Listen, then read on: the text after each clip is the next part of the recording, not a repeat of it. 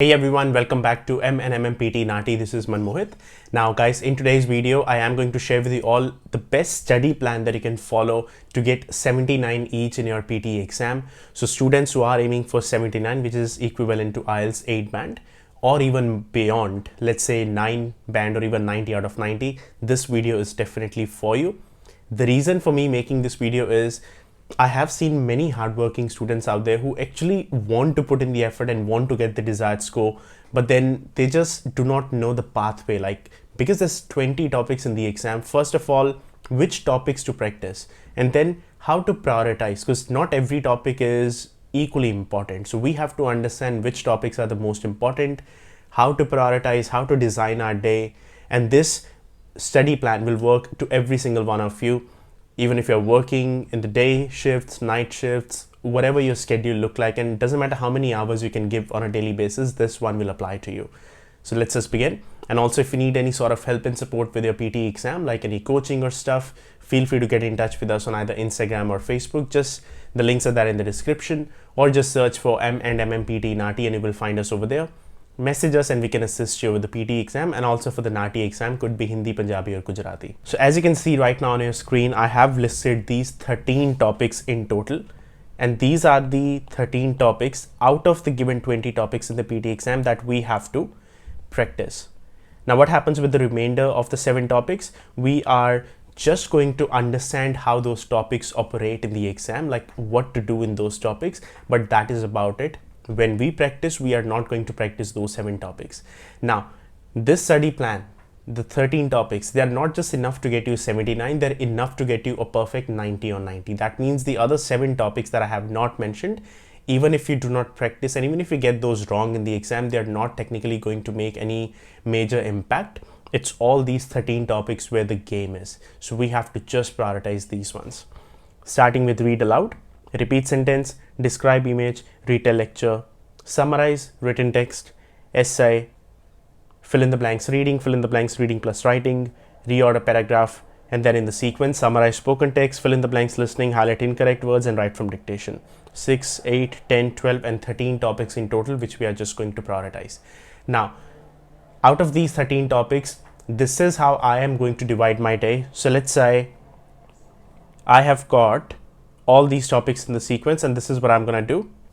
I'm just going to divide these topics like this. Like this. This is what I'm going to call as my day 1.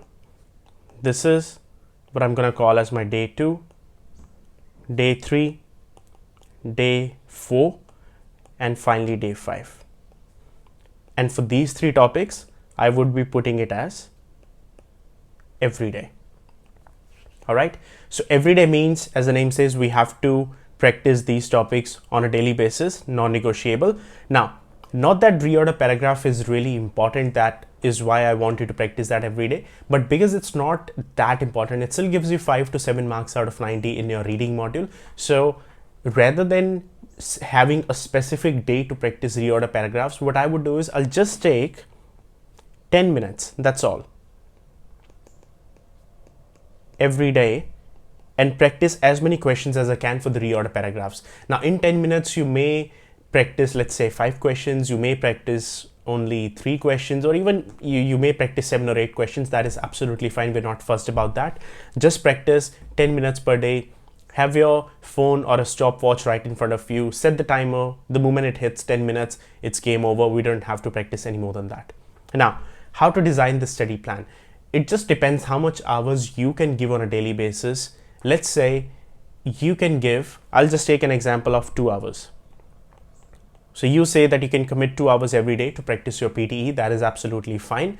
The more the better for sure. So if you, let's say, can spend more than 2 hours, let's say you can give 3 hours or 4 hours, you can just update this number over here. But let's for now just consider as 2 hours every day. So this is what I'm going to do. First thing first, I would always start my day with fill in the blanks reading and fill in the blanks reading plus writing, because they are those kind of topics which are really important, but then they're really hard to practice in a way that they're not really interesting kind of topics. There's a lot of reading involved in them, so it just takes a lot off your brain.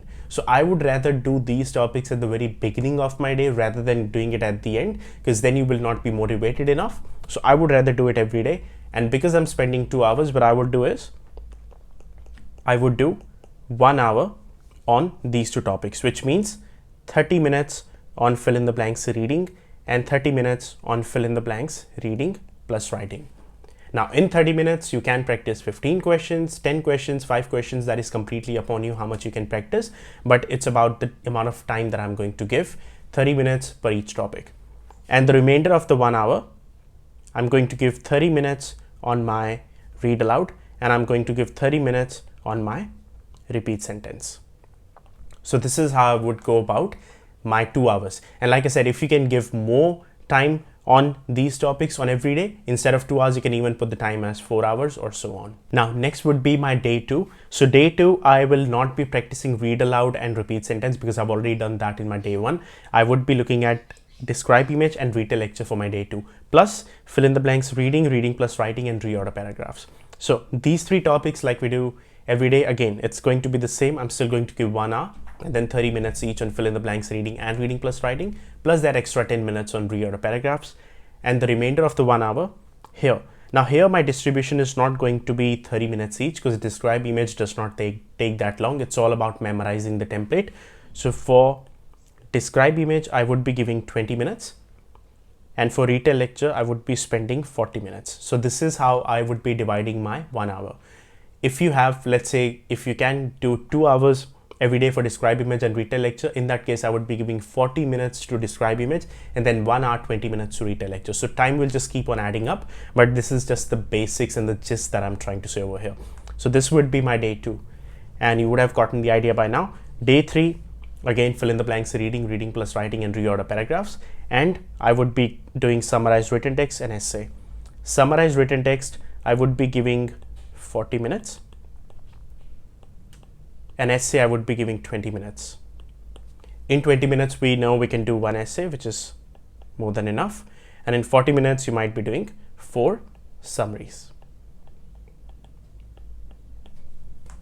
So this is how I would be dividing my time for the writing topics. Day 4 would be summarize spoken text and fill in the blanks listening. Here I would be giving 40 minutes to summarize spoken text, and then I would be giving 20 minutes to fill in the blanks listening. Again, in 40 minutes, you would be able to do 4 summaries, and in 20 minutes, it just depends how many questions you can do for the fill in the blanks listening module.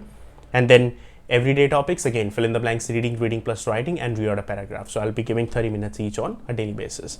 And finally would be my day 5. Here, highlight incorrect words, I should be giving 10 minutes. Write from dictation, 50 minutes.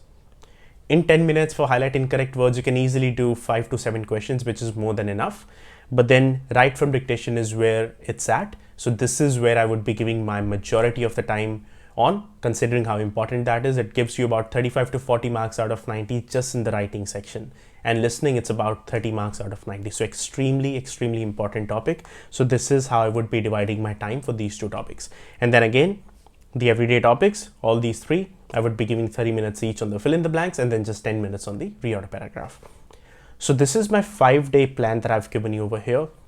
Plus, once I've done all this, I've followed all these 5 days, day 6 is going to be my full mock test day. So this is where you actually check that where you stand and have you improved anything or not throughout the week. I would be giving a full mock test. You can do it on any website. If you have enrolled somewhere for a coaching, you can ask your instructors to give you one full mock test to do. You can do a full mock test and get it evaluated by your instructors. We also provide feedback for the full mock test. You can again get in touch with us on Instagram or Facebook. We can book you in with us where we can evaluate your full mock test. You might have given that on any website. We can go through that mock test together, find your mistakes. We won't look at the scores that you get in these websites, but actually your performance, all the recorded answers, just to see what mistakes you have made, what to improve and how to improve. As long as you know what mistakes you're making and where you're lacking, that is very important to know. So this is what we can do for you. So day 6, you can contact us for a full mock test and ask your instructor to evaluate your full mock test. Based on whatever they say or whatever we say, that's when you can amend your study plan a bit. If they say you struggle a lot in write from dictation, you might have to increase the time in write from dictation. If they say you struggle a lot in the fill in the blanks, you might have to increase the time in fill in the blanks, and so on. It just depends where you stand, what topics you struggle in, and so on.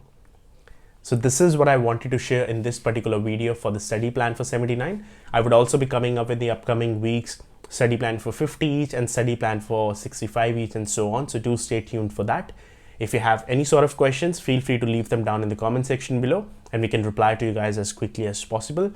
And if you have any sort of content ideas for us, if you are struggling in any such topics, you can again message that in the comment section, or you can, if you need any coaching or stuff, you can get in touch with us on Instagram or Facebook. All the best if you have got your exams coming soon. Stay safe wherever you are, and I will see you all in the next video.